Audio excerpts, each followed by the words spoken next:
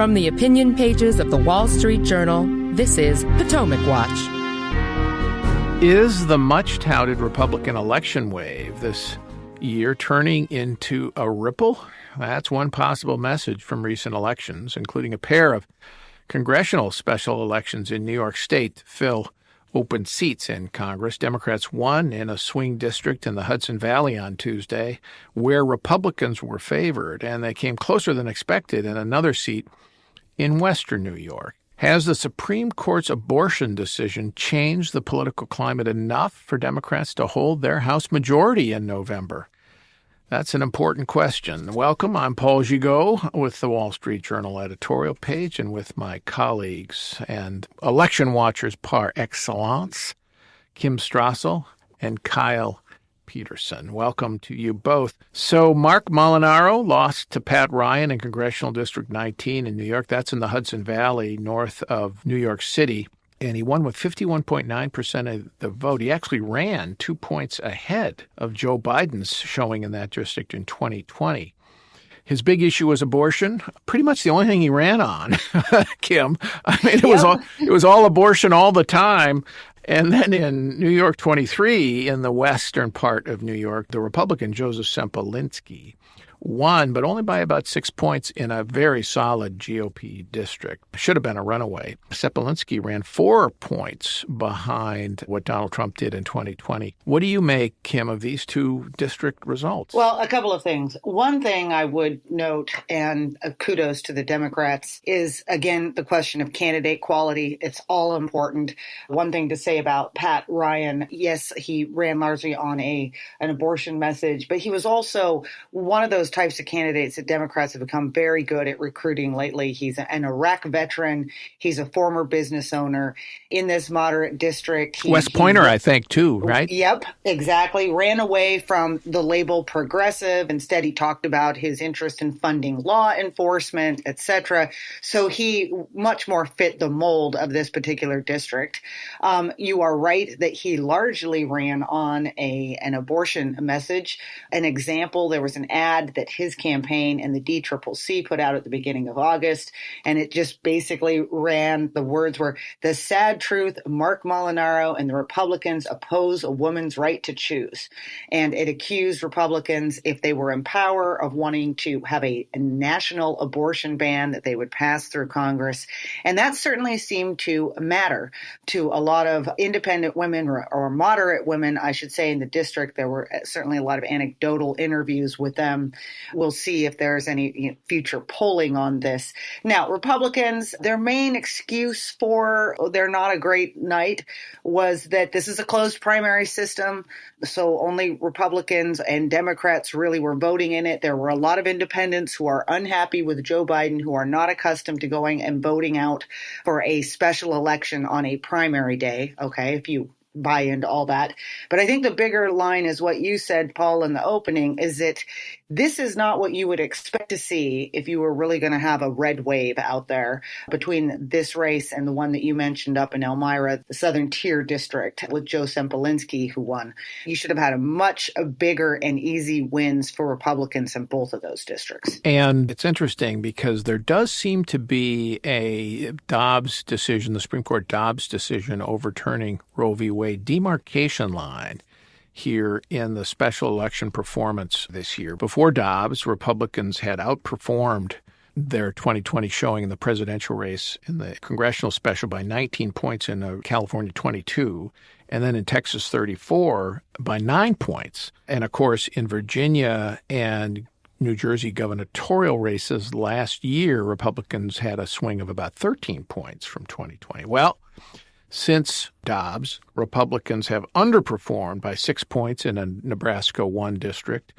6 points in a Minnesota district, 2 and 4 points in the 2 New York districts on Tuesday. And of course, that doesn't include the Kansas referendum on abortion, which went down so heavily. Kyle, do Republicans have an abortion issue problem in this election? I think they might, and there's other data that suggests that it's been an energizing force on the Democratic side, too. There's a Democratic data firm, and a guy there, an analyst there, has tweeted about the gender gap among new voter registrants since the Dobbs decision came down and Roe v. Wade was overturned. And essentially the point he's making is that it seems like there are a lot of women that are going out to register to vote, probably, particularly young women. And the top gender gap is the state of Kansas, where they recently had the abortion referendum to take abortion out of the state constitution, overrule a state Supreme Court ruling that was sort of similar to Roe v. Wade. And there, the gender gap among new voter registrations is 40%, which is a huge number. And that's unbelievable. Wow. And it's double digits in other swing states. 17% in Wisconsin, 12% in Pennsylvania, 11 in Ohio, 10 in Colorado. So it does seem like this has been an energizing force, at least to get some of these people to go out and register to vote. I do think that the point Kim makes about closed primaries is an important one when judging these special election results. In New York, to vote in the Republican or Democratic primary, you have to be registered as a Republican or Democrat. And so that affects who comes out, who's energized and comes out to vote on primary day. But some of those other states that you mentioned, Minnesota, for example, where the special election recently, the Republican won by about half as much as you would expect him to. That's an open primary state. So it does seem like, Republicans should be taking some lessons here. And I think one of the takeaways from the Kansas referendum is that the pro-life side should be very specific about what it wants to do. Otherwise, it's fighting against the unknown, essentially. People don't know what kind of laws the state legislature is going to pass, and they don't like that uncertainty. Yeah, that's a crucial point to me, Kim, as Republicans have to try to rethink where they stand on abortion, because I think the candidates, they shouldn't have been surprised, because in April we knew through the draft leak of the WSJ Opinion what the court was likely to do. And yet they seem to have been caught flat-footed here with a response to this very changed political environment. I mean, in a way, they're caught in the pre-Dobbs environment on abortion, where it was easy for Republican candidates to say, "I'm against abortion and I'm pro-life," because there were really no consequences to that, because there was no real threat to abortion rights, because Roe was the law of the land. Now, without Roe and having gone back to the states, it's really in play. And Kyle's point about having a message that says, here's what I believe in, here's where I stand, and at least at a minimum, engaging on the issue, because a lot of Republicans are shrinking from it and saying, well, we'll talk about inflation, we'll talk about Joe Biden, we'll talk about the border. But if abortion rights moves to the top of the priority list for a lot of voters, then they have to engage. They have to at least say, okay, I'm not for a national ban. Read my lips, not for a national ban. And I gather Molinaro had said that, but there's enough kind of national talk about that I think a lot of voters, as Kyle said, don't trust it. And I think they have to come out and say, here's what I stand for. Don't believe what this other guy's saying about it. And if they don't, I think they're going to be a big disadvantage in the fall. What do you think? No, this is exactly what this race shows.